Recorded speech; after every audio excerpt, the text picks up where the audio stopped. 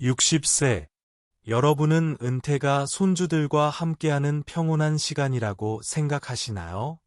하지만 그 뒤에 숨겨진 진실은 우리가 상상한 것보다 훨씬 차갑습니다.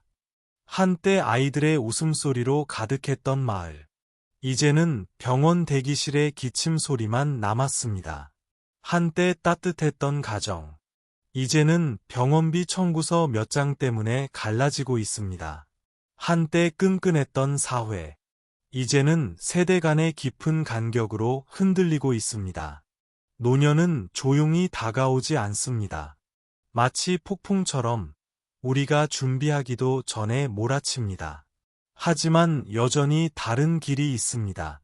오늘의 작은 한 걸음이 앞으로의 10년을 바꿀 수 있습니다. 함께 은퇴의 문을 열고 그 뒤에 숨겨진 진실을 마주해 보시겠습니까? 여러분, 주변을 잠시 둘러본 적 있으신가요? 시장에 나가거나 버스를 타거나 공원을 걸을 때 마주치는 10명의 얼굴 중 몇 명이 이미 노년에 들어섰을까요? 거칠어진 손으로 채소를 파는 노인, 언제나 대문 앞에 앉아있는 할머니, 혹은 함께 웃고 울던 친구들이 이제는 하얗게 샌 머리카락을 하고 있을지도 모릅니다. 곧 몇 년 안에 한국인 3명 중 1명이 65세 이상이 된다는 통계가 있습니다. 그저 숫자로 들리지만 사실은 우리 모두를 향한 차가운 경고입니다. 이건 보고서 속 글자가 아닙니다. 이미 우리 골목과 마을 속으로 스며들고 있습니다. 우리 일상, 우리의 숨결 그 자체가 되어 다가오고 있습니다. 잠시 눈을 감고 15년 전으로 돌아가 보세요. 작은 마을은 아이들의 웃음소리로 가득했습니다. 초등학교 운동장은 쉬는 시간마다 떠들썩했고, 마을 경로당에는 노래소리와 웃음소리가 끊이지 않았습니다. 그 활기찬 공기는 고향을 찾는 이들의 마음을 따뜻하게 해주었죠. 하지만 오늘은 어떻습니까? 같은 마을인데 풍경은 완전히 달라졌습니다. 운동장은 조용히 비어 있고, 학생이 부족해 교실은 합쳐졌습니다. 경로당 문은 굳게 닫혀 먼지가 쌓이고 가장 붐비는 곳은 이제 병원 대기실입니다. 기침 소리, 한숨 소리, 지친 눈빛만이 가득합니다. 그 장면은 우리에게 이렇게 묻습니다. 이것이 몇 년 뒤 우리의 모습이 아니겠습니까? 이건 먼 얘기가 아닙니다. 동창 모임에서 마주한 하얀 머리카락, 가족 모임에서 끝없이 이어지는 병원 이야기, 거울 속에서 어느새 깊어진 주름살. 이미 우리 곁에 와 있습니다. 노화는 내일의 일이 아닙니다. 매일 우리 문을 두드리고 있습니다. 계단 몇 칸만 올라가도 헉헉거리는 숨소리, 시장 한가운데서 찾아오는 어지럼증, 오랜만에 만난 지인의 이름이 불현듯 떠오르지 않는 순간들. 모두가 시간은 기다려주지 않는다는 신호입니다. 그런데도 많은 이들이 외면합니다. 아직은 괜찮아. 그때 가서 생각하지. 하지만 현실은 냉혹합니다. 그 언젠가는 우리가 상상하는 것보다 훨씬 빨리 다가옵니다. 사회의 시계바늘은 지금 이 순간에도 쉼없이 움직이고 우리는 결코 멈추게 할 수 없습니다. 맞습니다. 늙어가는 것은 자연의 법칙입니다. 그러나 어떻게 늙어갈지는 우리의 선택입니다. 누군가는 건강하게, 평안하게 늙어가며 여전히 시장을 거닐고, 밥을 짓고, 친구와 차를 마십니다. 하지만 또 다른 누군가는 병상에 갇히고, 외로움 속에서 자신이 버려졌다고 느끼며 살아갑니다. 그 갈림길이 바로 은퇴라는 문턱입니다. 그 문 뒤에는 손주들과 함께하는 따뜻한 날도 있겠지만 동시에 감당하기 힘든 두려움과 무게가 기다리고 있습니다. 여러분, 우리 60세를 넘긴 세대는 더 이상 이 현실을 외면할 수 없습니다. 준비하지 않은 채 맞이한다면 피할 수 있었던 고통까지 모두 짊어지게 될 것입니다. 그렇다면 은퇴 뒤에는 과연 어떤 현실이 기다리고 있을까요? 왜 이렇게 많은 사람들이 그 문턱을 두려워할까요? 그리고 무엇보다 중요한 질문.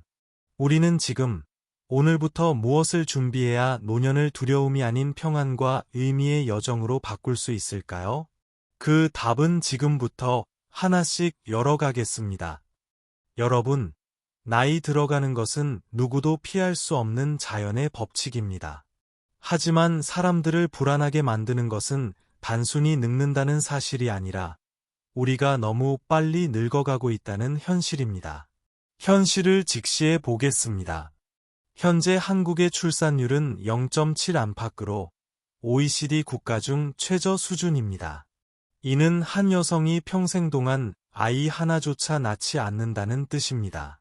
예전에는 한 마을에서 해마다 5, 7 아이의 울음소리가 들려왔지만 이제는 1년에 한두 명 태어날까 말까 합니다. 그래서 어떤 초등학교는 학급을 합치거나 아예 문을 닫아야 했습니다. 게다가 젊은 세대는 결혼을 늦추거나 아예 하지 않는 경우가 늘고 있습니다. 예전에는 20살, 30살이면 가정을 꾸리는 것이 당연했지만 요즘은 40이 넘어도 혼자 사는 사람들이 많습니다. 결혼은 줄고 아이는 줄어듭니다. 결국 사회는 빠른 속도로 늙어가고 동시에 인구 규모마저 줄어드는 이중의 충격을 맞고 있습니다. 한번 상상해 보세요. 사람들로 가득 찬 버스가 긴 내리막길을 내려가는데 브레이크가 고장 났습니다. 버스는 점점 빨라지고 안에 탄 사람들은 공포에 휩싸여도 멈출 방법이 없습니다. 이것이 바로 오늘날 한국 사회의 모습입니다. 늙어가면서 인구는 줄고 사회는 멈출 수 없는 속도로 내리막을 달리고 있는 것입니다. 이 비유가 아직도 실감나지 않는다면 일본을 떠올려 보십시오. 일본도 이미 초고령 사회에 진입했습니다. 하지만 그들은 노령화에서 초고령화로 가는데 무려 36년이 걸렸습니다. 그 시간 동안 유료, 돌봄, 복지 제도를 정비할 여유가 있었습니다. 그런데 한국은 어떻습니까? 단 26년 만에 그 길을 모두 달려왔습니다. 일본보다 10년이나 빨랐습니다. 그래서 한국은 지금 세계에서 가장 빠른 속도로 늙어가는 나라가 되었습니다. 생각해 보십시오. 이전 세대가 40년 가까운 시간을 준비할 수 있었다면 우리는 30년도 채 안 되는 시간 안에 모든 걸 대비해야 합니다. 과연 의료 시스템, 연금 제도, 복지망이 따라잡을 수 있을까요? 과연 각 가정이 부모와 자녀 세대를 동시에 감당할 수 있을까요? 그래서 은퇴라는 문턱은 많은 사람들에게 공포로 다가옵니다. 나이가 빨리 오는 것이 아니라 너무 급격하게 몰려오기 때문입니다. 사회도, 가족도, 개인도 아직 준비되지 못한 채 맞닥뜨리게 되는 것입니다. 많은 사람들이 스스로 위로합니다. 그때 가서 생각하지 뭐. 하지만 시간은 우리를 기다려주지 않습니다. 브레이크 없는 버스는 멈추지 않고 계속 달립니다. 오늘 준비하지 않으면 우리는 그 안에서 무력하게 휩쓸릴 수밖에 없습니다. 그러니 은퇴를 떠올릴 때 단순히 손주들과 함께 보내는 여유로운 날들만 그리지 마십시오. 그 문 뒤에는 세계에서 가장 빠르게 늙어가는 사회, 아직 제대로 갖추지 못한 복지체계, 그리고 브레이크 없는 차에 앉아있는 우리 자신이 기다리고 있다는 사실을 잊지 말아야 합니다. 따라서 질문은 더 이상 우리가 늙을까?가 아닙니다. 늙음은 이미 확정된 길이니까요. 진짜 질문은 이것입니다. 이 버스가 점점 더 빠르게 내리막을 달려 내려갈 때 우리는 어떻게 준비할 것인가? 은퇴의 문이 너무 빨리 열리면 우리는 평화로운 정원을 만나는 것이 아니라 거대한 충격과 마주하게 됩니다. 그것은 한 가정의 문을 두드리는데 그치지 않고 개인과 가족, 그리고 사회 전체를 흔들어 놓습니다. 가장 먼저 찾아오는 것은 외로움입니다. 많은 사람들이 은퇴를 자유라고 생각합니다. 더 이상 아침 알람에 쫓기지 않고 더 이상 회의나 상사의 압박도 없으니까요.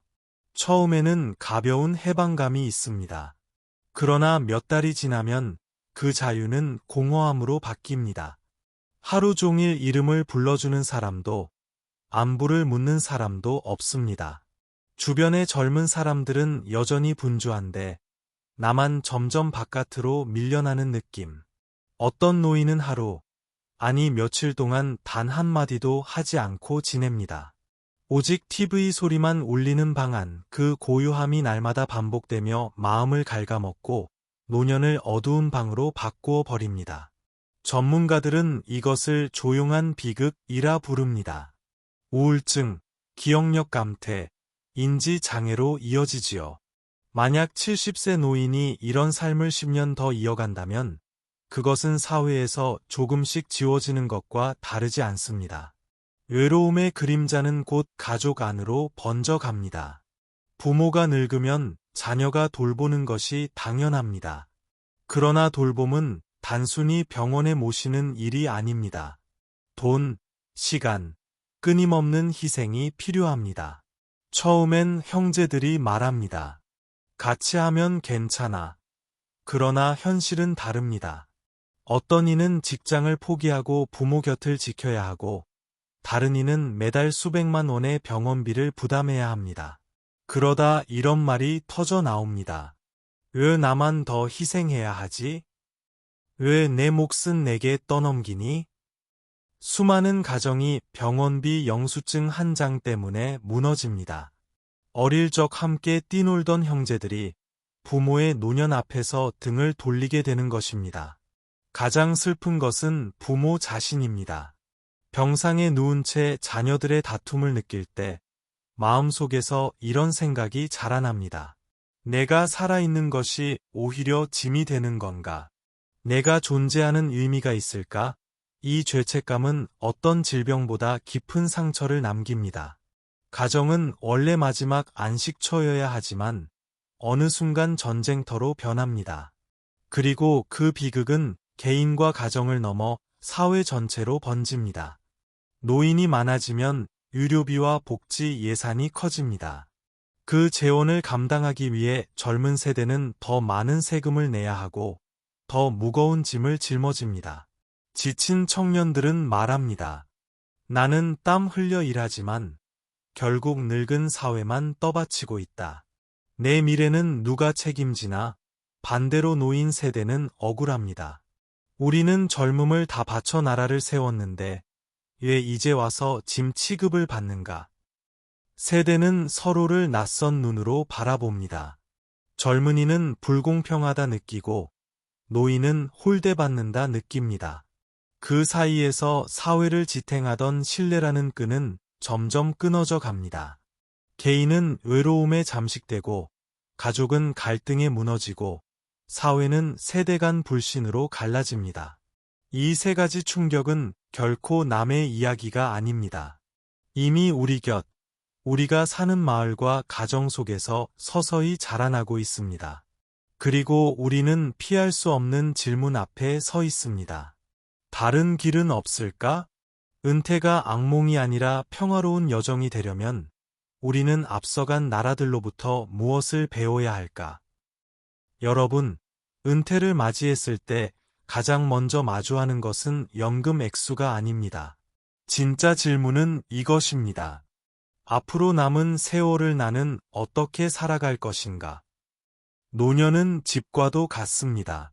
기초가 튼튼하지 않으면 작은 바람에도 흔들립니다. 그 집을 지탱하는 세 가지 기둥은 바로 건강, 재정, 그리고 디지털 활용 능력입니다. 셋 중 하나라도 무너지면 노후는 불안한 여정으로 변하고 맙니다. 건강, 두 다리를 지켜야 자유도 지켜진다. 60세, 70세에 중요한 것은 단순히 몇 년 더 사느냐가 아닙니다. 내 발로 시장에 나가고 직접 밥을 짓고 친구와 차를 나눌 수 있느냐? 이것이 진짜 행복한 노후의 기준입니다. 전문가들은 이를 건강 수명이라 부릅니다. 많은 사람들은 건강이 병원에 달려 있다고 생각합니다. 하지만 진실은 작은 습관에서 시작됩니다. 매일 30분 걷기, 엘리베이터 대신 계단 오르기, 양치할 때 한 발로 서 있기. 사소해 보이는 이 습관들이야말로 노년의 비극을 막아주는 방패입니다. 기억하세요. 70세의 한 번의 낙상은 평생의 독립을 빼앗을 수 있습니다. 75세 이상에서 골절을 당한 10명 중 4명은 다시 혼자 생활하지 못합니다. 한 번 넘어지면 자유로운 세상이 닫히고 의자와 침대가 우리의 우주가 됩니다. 운동은 몸매를 위한 것이 아닙니다. 두 다리를 지켜내기 위한 것입니다. 두 다리를 지켜야 자유도 지켜집니다. 시장에 가는 자유, 공원을 걷는 자유, 스스로 선택하며 사는 자유. 이것이야말로 노년에 줄 수 있는 가장 큰 선물입니다. 재정 노후의 비를 막아주는 우산. 그러나 건강만으로는 충분하지 않습니다. 노후 20년, 30년은 월급이 없는 긴 장마철과 같습니다. 그때 우산이 없다면 작은 비 한 번에도 온몸이 흠뻑 젖습니다. 한국에서 장기 요양비는 매달 150만 원에서 250만 원이 듭니다. 1년에 수천만 원, 10년이면 수억 원이 순식간에 날아갑니다. 약값, 교통비, 집 수리 비용은 따로입니다. 더 두려운 것은 갑작스러운 큰 병입니다. 부산의 한 가정은 아버지가 급병에 걸리자 단 2년 만에 40년 모은 돈을 모두 써버리고 집까지 팔아야 했습니다. 그렇다면 어떻게 대비해야 할까요? 전문가들은 버킷 전략을 권합니다. 즉, 자산을 3개의 주머니로 나누는 것입니다. 단기 주머니, 30% 앞으로 3년 안에 쓸 돈. 예금, CMA 같은 안전 자산에 둡니다. 중기 주머니, 40% 3년 10년 사이에 쓸 돈, 채권, 배당주 등 안정적인 투자처에 둡니다.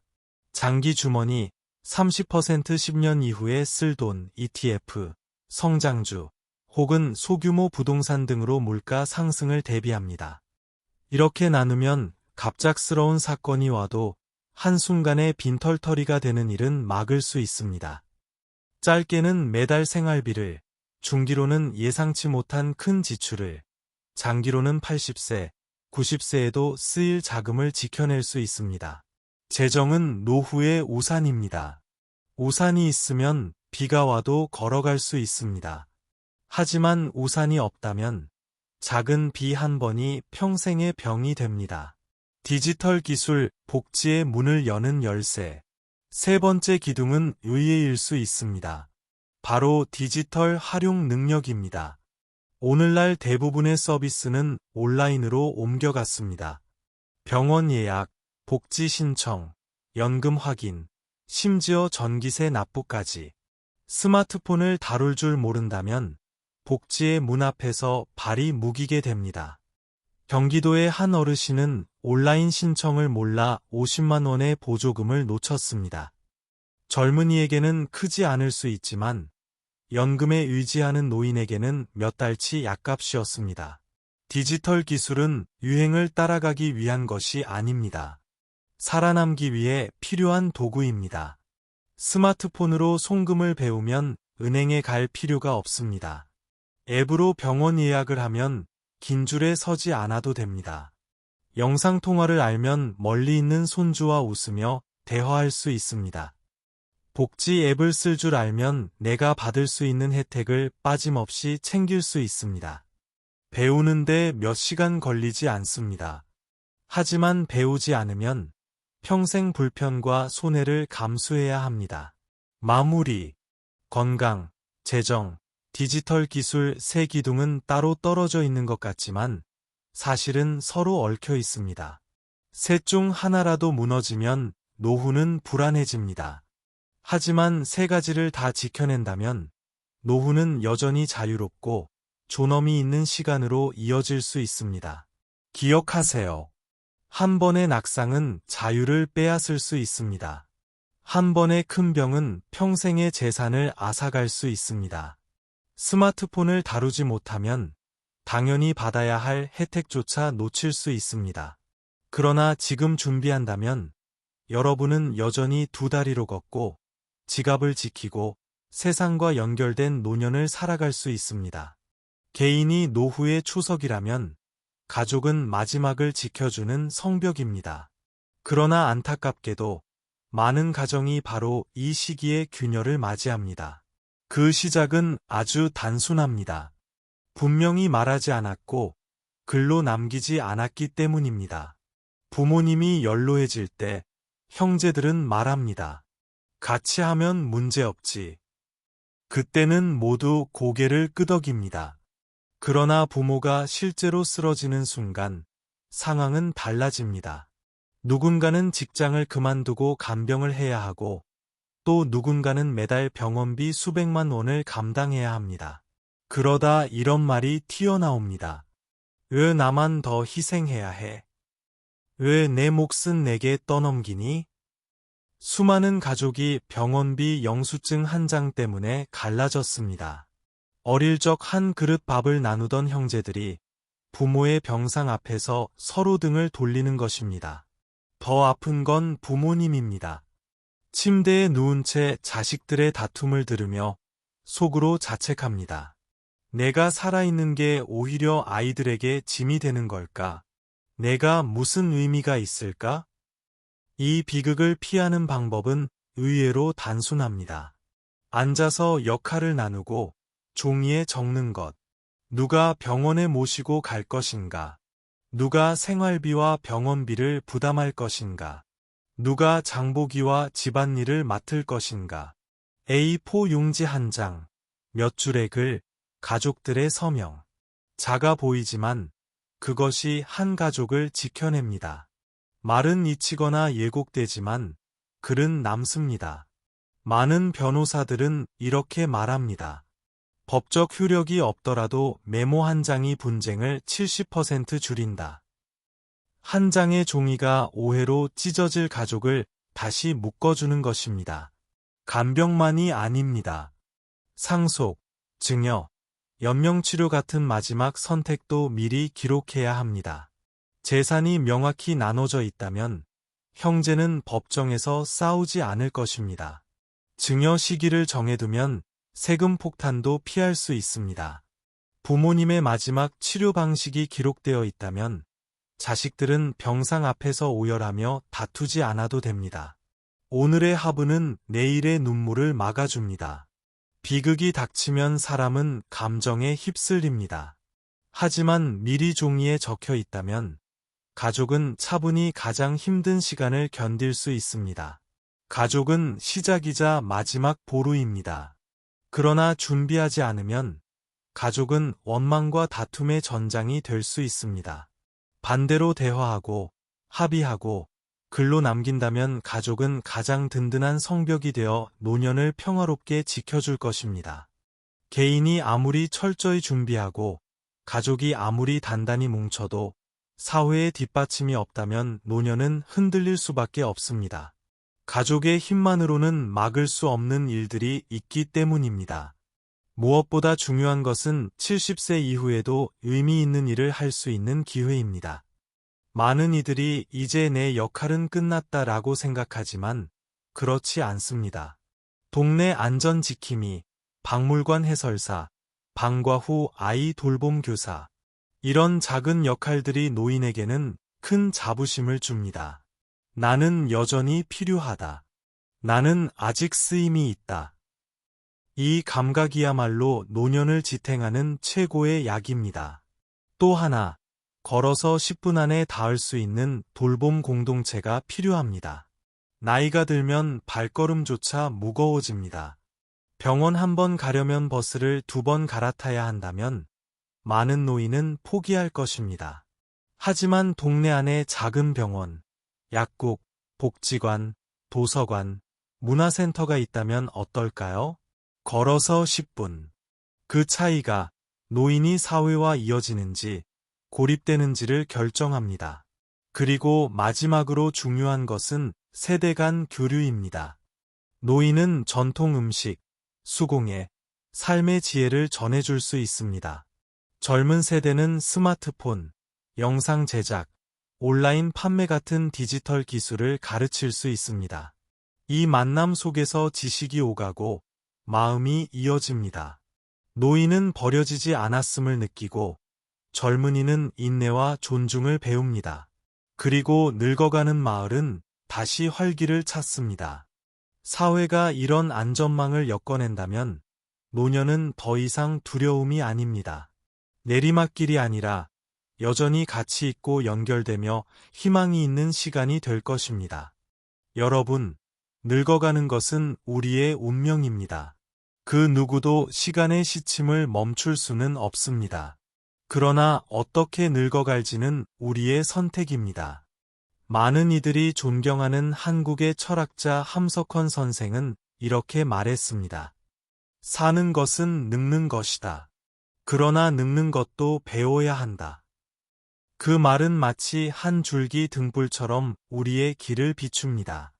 노년은 단순히 시간이 흘러가는 것이 아니라 품위 있게, 평안하게, 의미 있게 늙어가는 법을 배우는 과정입니다. 노년의 체크리스트. 여행을 떠날 때 우리는 언제나 준비물을 챙깁니다.